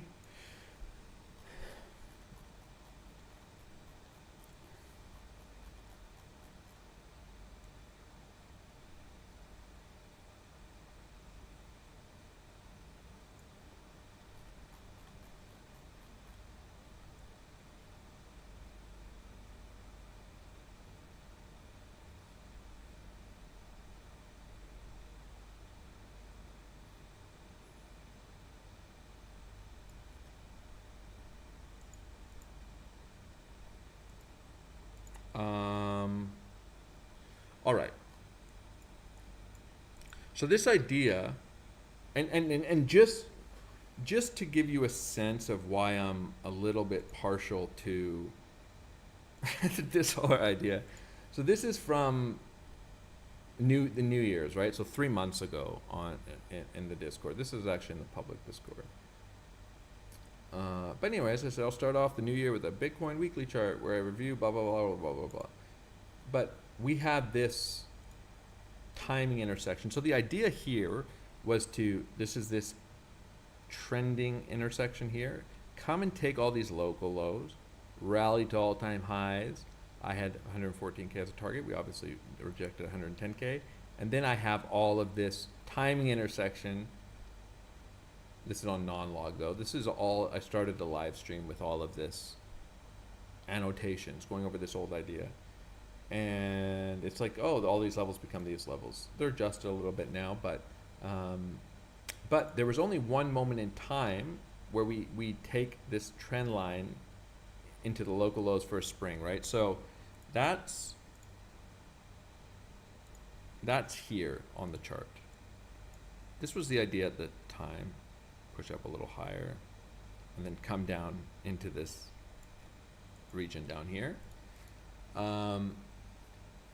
But anyways, what makes this wick so interesting is that we get this little quick timing intersection. We get the quick move down, grab all the lows, spring off this trend line, and by golly, the rest is history. This trend line actually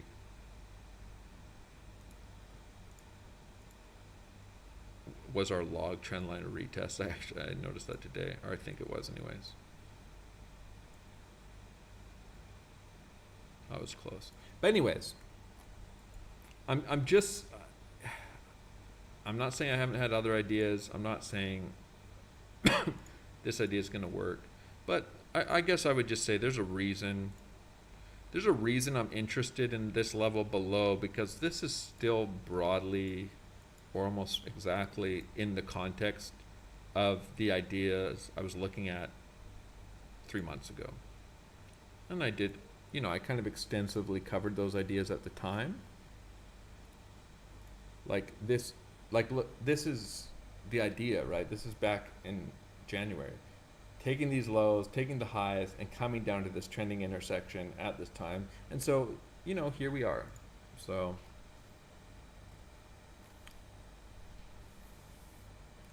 I made videos about it. I went over, depending on if you pull on log scale or linear or whatever it is, so.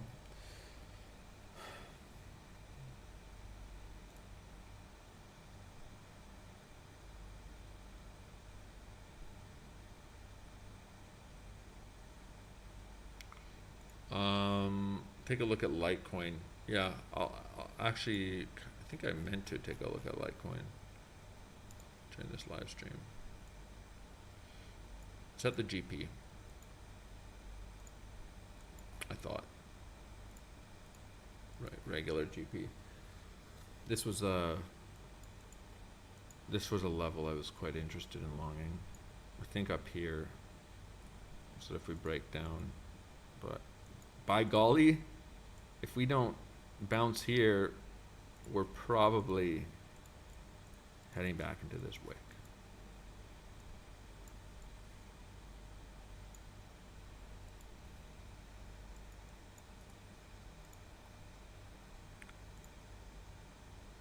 We had the GP aligned with the point of control here. GP moved up because we made a new high. You can see I have some old squiggles down here. Trend line holding up, trend line breaking down, but I think I covered this. If you go watch my live stream from a few weeks ago, it probably would have been around these highs. I talked about this level, but I don't know. If we hold up here, this looks okay. It looks kind of interesting, frankly. Like maybe come tag these lows into the open. That would probably be with the Bitcoin not breaking down scenario. If it breaks down, probably looking for this wick to fill up. Could get interesting there. Maybe even just down towards the... Yeah, it probably takes the whole thing.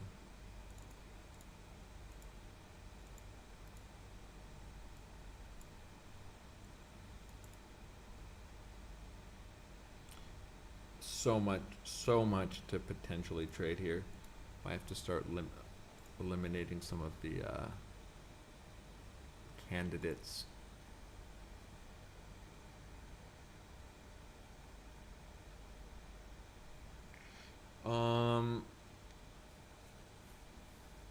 Yeah, I think I've covered about all I want to cover here. I mean, I'm trying to think, like, I guess I said I would clear off the charts.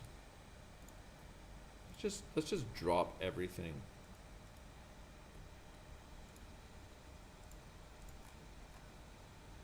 Just look at Bitcoin.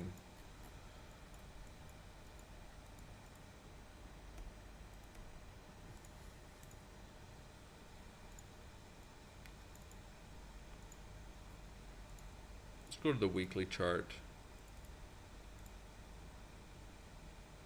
Actually, let's go to the monthly chart.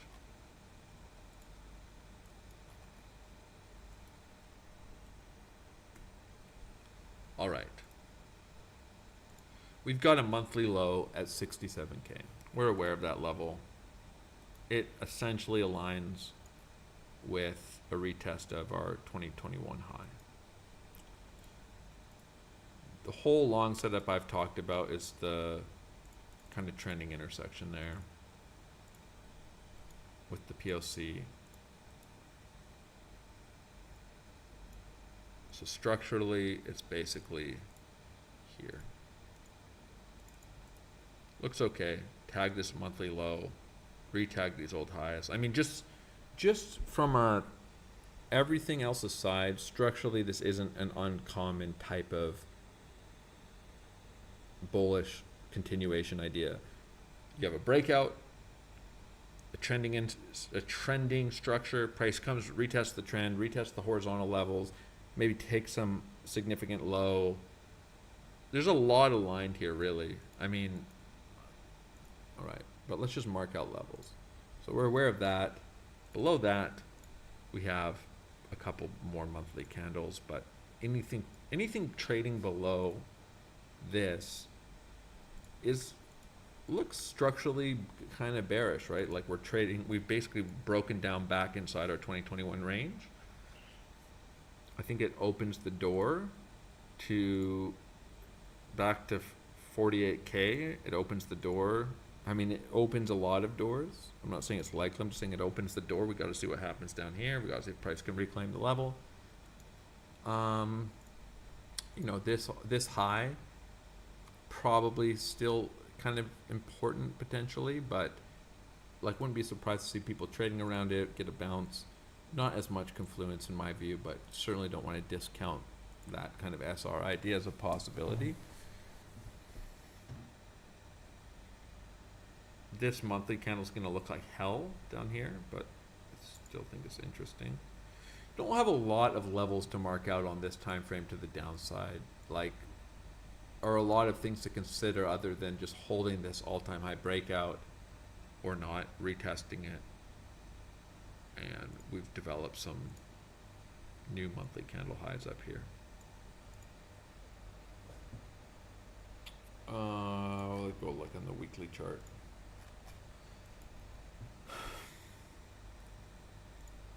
It's hard not to just, am I crazy, or is it hard not to just love this level?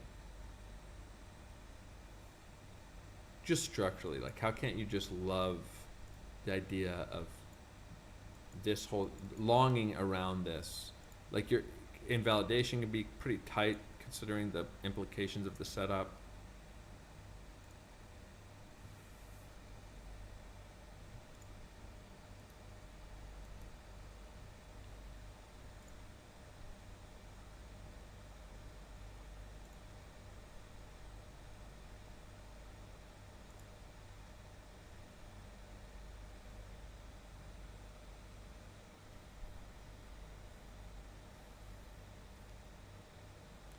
I Yeah. So someone says, why not just short it then? Well, I went over an idea of how to short it, how to structure a short, but I think there's probably lots of short setups that make sense.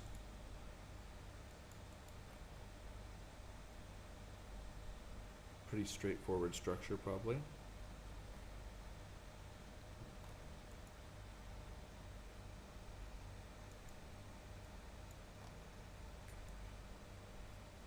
Might be worth a couple tries. I actually did short.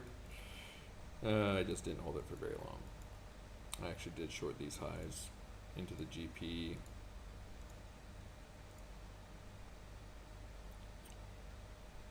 But I only shorted to here.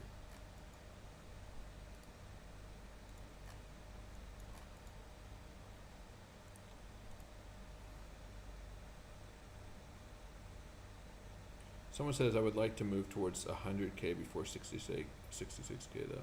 It's possible. We'd have to be, if we were getting any of the timing intersections, have to be quick. We don't have to get those, but if we did, it's got to be pretty volatile price action, but certainly possible. I think claiming this is pretty important for such ideas. Yeah, what is there to say? I mean, for all the reasons I thought this looked interesting months ago, I still think it looks interesting. I think it looks like the most important structure. It doesn't say we're going to bounce, but if we break this down, boy, does that look kind of bad. For bullish ideas, it looks like these lows probably come,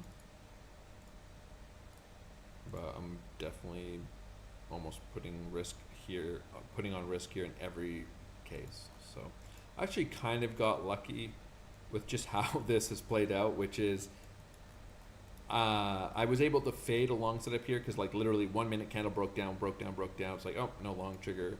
Same thing here, was able to, if we just break down and just fade a long setup, like I would have been interested in longs here, but there's just been no reason to get long, so I guess I'm not long. And that could change, but for now it hasn't. And it's like, okay, well, you know, you got to ask yourself, would you rather have been long here, gone super bullish and round tripped massive profits, or just missed the entire thing anyways? Missed the Sunday pump.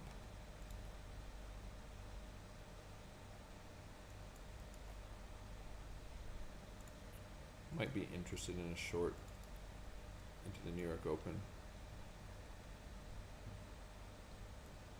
I don't think it's impossibly unreasonable to just get short regardless, but that's up to each individual trader how they want to trade around the structure. Bullish cases start opening up for me if we can claim this.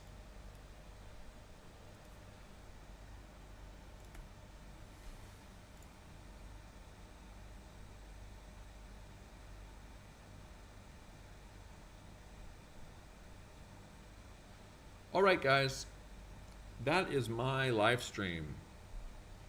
I don't really think I have anything else to say. If you're in the Discord, whether public or not, and you have completely different ideas, even if you have the same ideas, that's fine. You know, stop by, share them. Maybe there's just really clean ideas that aren't so straightforward. Looks like it's about to do something on 5 minute. Could be. It's ranging right now. I mean, obviously, the thing about a local range here is just everything looks like something, and in a range, it's like, oh, the range is about to break down. Oh, the range is about to break out. Oh, it's coming. Oh, we're back at the range highs. And or it can just break down and break out. It's really hard in the middle of a range on the 5 minute chart to really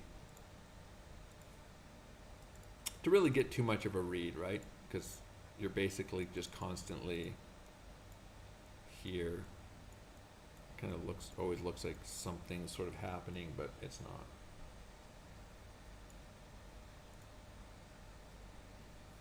But so obviously, if this happens and we break this down,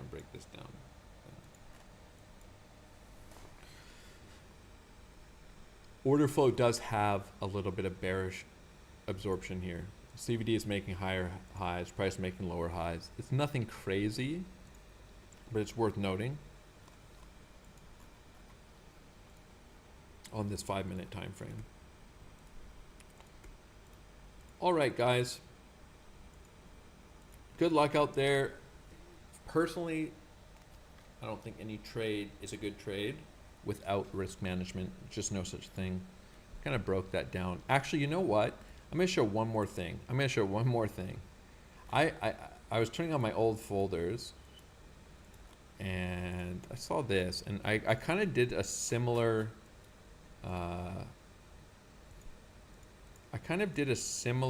breakdown on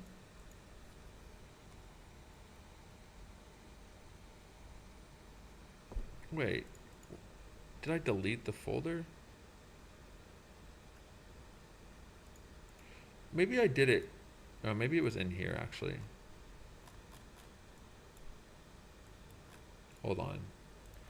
I did a similar breakdown on yesterday's live stream. Please be here.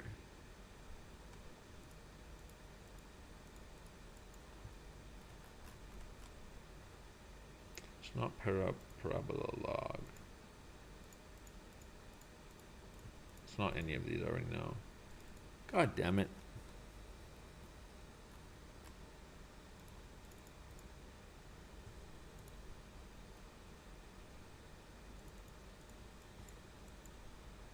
I'm going to try one more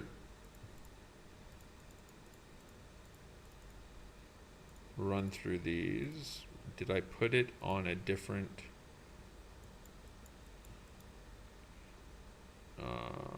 maybe in here?